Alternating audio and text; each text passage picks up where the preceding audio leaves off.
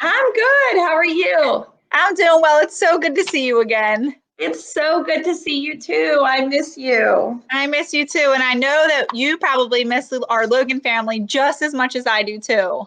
So much, but it's been nice to see everyone this week. So It has been. I love going to those class meetings. They're so much fun. so fun. Well, we hope you guys all had a chance to watch episode 1 of Wishtree.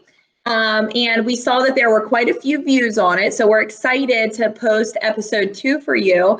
And we're going to try and shorten it just a tad so that if you felt like last week was a little long, maybe we can shorten it down a little bit for you so it makes it a little easier to listen. All right, so when we left off last week, we had learned a lot about Red and some of the other main characters in the story. And we haven't really gotten too far into like our plot yet, but I think we might today. Yeah, I'm really excited for these chapters today. All right, so we're going to get started with chapter 8. I have one more community member, although visitor is probably a better way to describe Samar. In January, she moved with her parents into one of the houses I shade, a tiny blue house with a sagging porch and a tidy garden. She is perhaps 10 years old or so, with wary eyes and a shy smile. Samar has the look of someone who has seen too much, someone who wants the world to quiet itself. Soon after moving in, Samar began sneaking into the yard once her parents had fallen asleep. Even on the coldest nights, she trudged outside in her red boots and green jacket. Her breath was a frosty veil. She would stare at the moon and at me, and sometimes at the little greenhouse next door, where a boy who looks to be about her age lives. As it grew warmer, Samar would venture out into her pajamas and robe and sit beneath me on an old blanket, spattered with moonlight. Her silence was so complete, her gentleness so apparent, and the residents would crawl from their nests of thistledown and dandelion fluff to join her. They seemed to accept her as one of their own. Bongo especially loved Samar. She would flit to her shoulder and settle there. Sometimes she would say, "Hello," in a fine imitation of Samar's voice. Often, Bongo gave Samar little gifts she'd found during her daily flights: a Monopoly token, the car, a gold hair ribbon, a cap from a root beer bottle.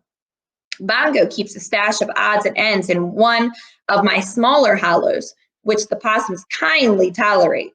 "You never know who I might need to bribe," she likes to say. But her gifts to Samar weren't bribes. They were just Bongo's way of saying, "I'm glad we're friends." And here's the picture of the hollow with the little objects. If this were a fairy tale, I would tell you there was something magical about Samar, that she cast a spell on the animals, perhaps. Animals don't just leave their nests and burrows willingly. They are afraid of people with good reason. But this isn't a fairy tale, and there was no spell. Animals compete for resources just like humans. They eat one another, they fight for dominance. Nature is not always pretty or fair or kind, but sometimes surprises happen. And Samar, every spring night, reminded me there is beauty in stillness and grace in acceptance, and that you're never too old to be surprised. Chapter 9.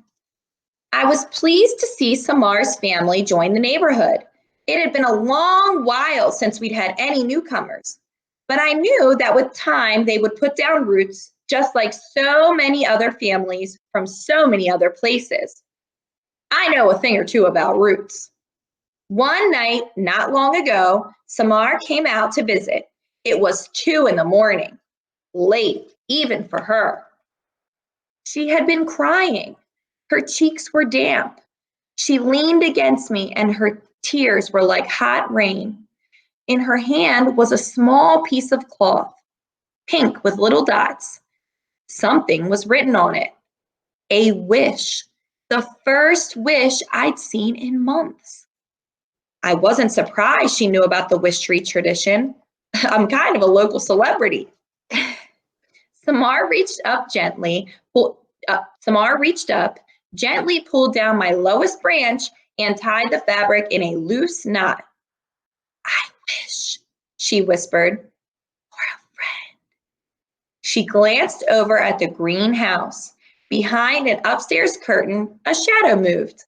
And with that, Samar vanished back into the little blue house. So last week, Miss Griswold, we described the setting. So now I'm able to visualize red, the little greenhouse, the little blue house, and the families that live there. So I was hoping that you could help me describe Samar not only on the outside, but on the inside, because I think as good readers, the author gives us some clues about what does she look like, and then also what kind of person is she on the inside. Yeah, absolutely. Because I was thinking before we were really only introduced to Red and Bongo, so we were learning a lot about them. But now that we're being introduced to Samar, we know that she's going to be a major character. When you were reading, I was listening to them describing Samar on the outside. And when I'm going back and looking back into the text, it was saying that she had, let me make sure I'm going back into the right pages. I love that you're doing that because that's what good readers do. Yeah, so I just wanted to make sure I wasn't guessing from my head, that I was going back into my book to make sure I had text evidence. So it said that she is about 10 years old. She has wary eyes, a shy smile. She was wearing red boots and green jacket. So that describes her on the outside. But we know that as characters, it's what's on the inside that we focus on a lot too. So as Red was describing her as the narrator, he was saying there was like a gentleness to her. And he was saying that Bongo loved her. So I am inferring that she's maybe gentle and kind. I was thinking the same thing. If she has all these animals that will just sit on her and love her, she must be very accepting and kind. Yeah, absolutely. Because they were saying that animals compete, and they compete for dominance. So not often do animals come out in nature like they do when Samar's there. In chapter 9, it was also saying that she had a small piece of cloth where she wrote a wish. She was crying and her cheeks were damp, and she was leaning against him like hot rain. So I'm inferring that she's lonely because she was wishing that she had a friend. Yeah, that made me feel so sad for her that she doesn't even have maybe one friend yet. I know, and she seems so kind, at least to the animals, so it makes me wonder why she doesn't have many friends. That's a good wondering. Wonder if we'll find out throughout the story. All right, hit it, Miss Griswold. You ready for chapter 10? Sure am. Chapter 10.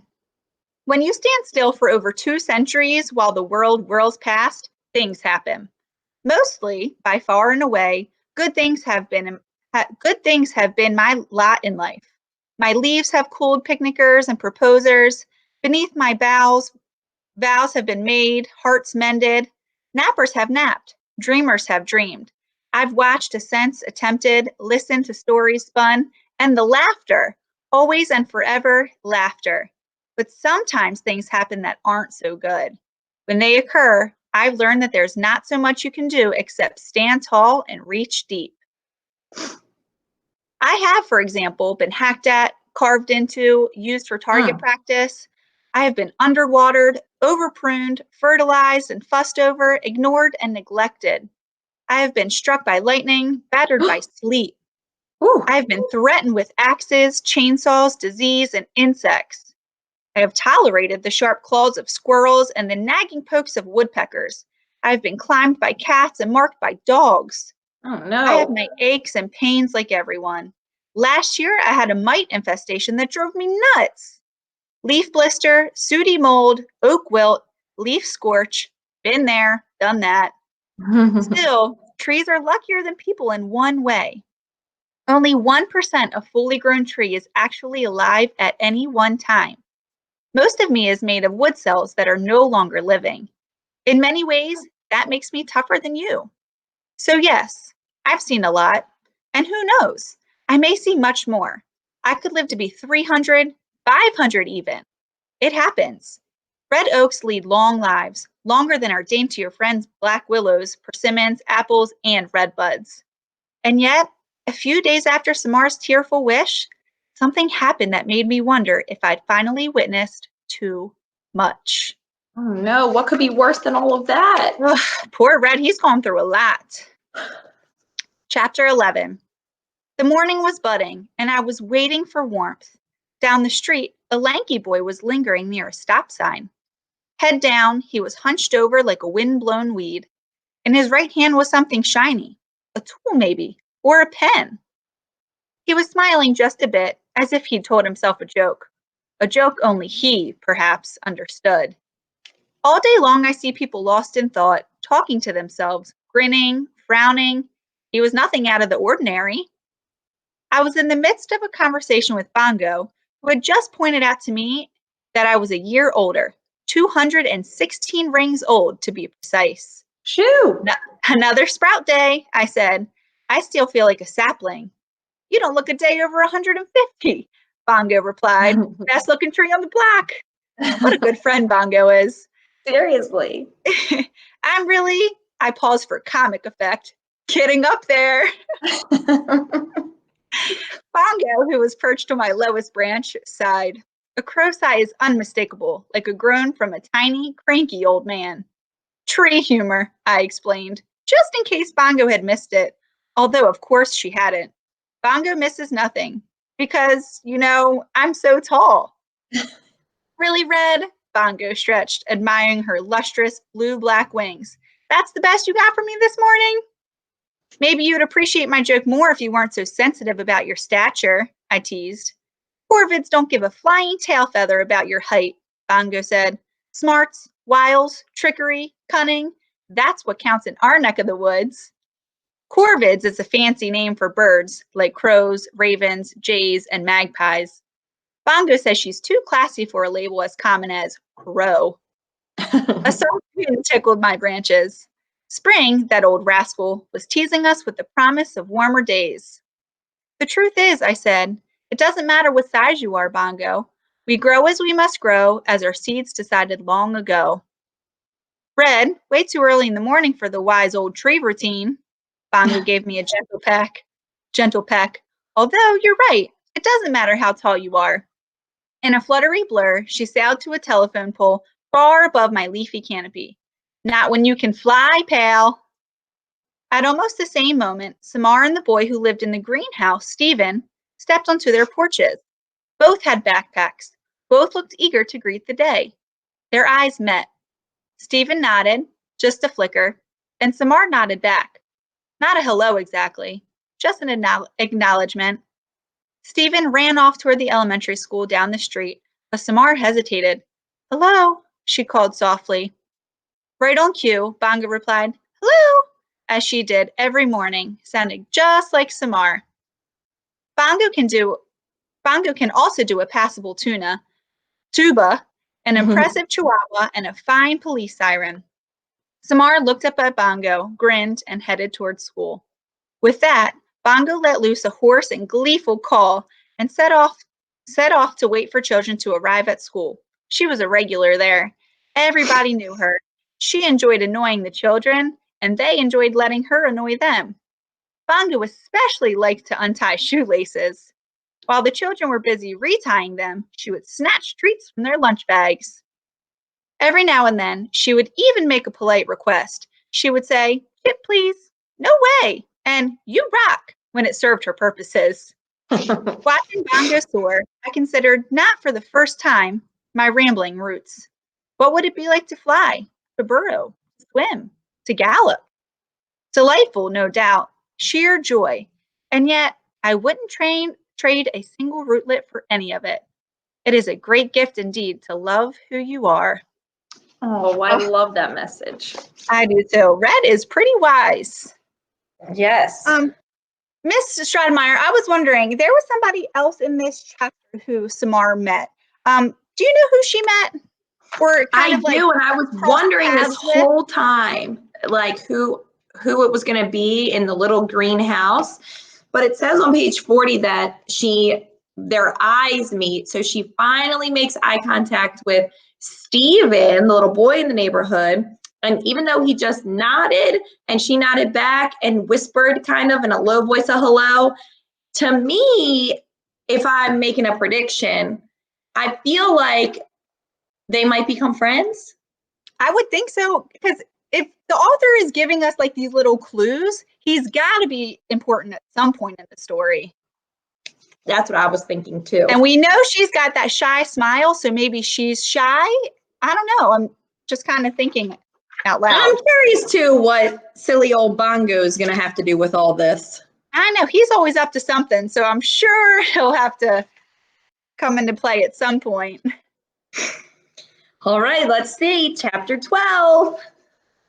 By this time, the lanky boy had walked past me, swiveled, and returned. Glancing over his shoulder, he stepped onto the brown lawn that blanketed my roots. The air changed, quivering the way it will when people are near, with chemicals, with pulsing heat, with humanness. And then it happened. He dug into my trunk with the object in his hand. No. Fast, deliberate. Again, he checked his surroundings. An elderly woman crossing the street smiled at him and shook her head. She was probably thinking, how sweet. I'll bet he's carving a heart with initials in it. Oh, to be young and in love. People are under the impression that trees don't mind being carved into, especially if hearts are involved. For the record, we mind. I'd never seen the boy before. He was big, maybe a high schooler. It's hard to know with people. With a tree, I can sense to the month, sometimes to the day, its age.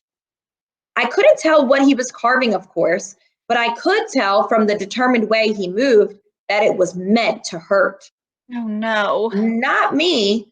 Somehow I sensed it wasn't meant to hurt me. I was just his canvas. That said, it's not exactly a picnic getting hacked into. Bark is my skin, my protection from the world. Any wound makes it harder to fight off disease and insects. I wanted to yell, stop, to say something, anything. But of course I didn't. It's not our way. Trees are meant to listen, to observe, to endure. He was done quickly. He stood back, admired his work, gave a little nod, and left. As he walked away, I saw the tool clutched in his fist. A little screwdriver with a yellow handle, thin as a twig, bright as a meadowlark. Oh, poor Red. Dun, dun, dun. Oh, my goodness. This makes me feel a certain kind of way. And now that I feel like I know Red and all the animals that live there, I'm angry because he wasn't carving a heart. No, and if he's saying that it was in a way to hurt somebody, that makes it even worse. That is not okay in my book. No. Ugh. And our author did not tell us exactly what he was carving. So I feel like she's leaving it up to us to kind of infer based on all the details we have so far. So Miss Griswold and I think we want to try something different.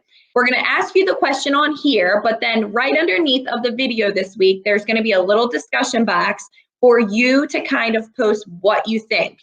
So we want to know, what do you think that boy carved into Red's trunk?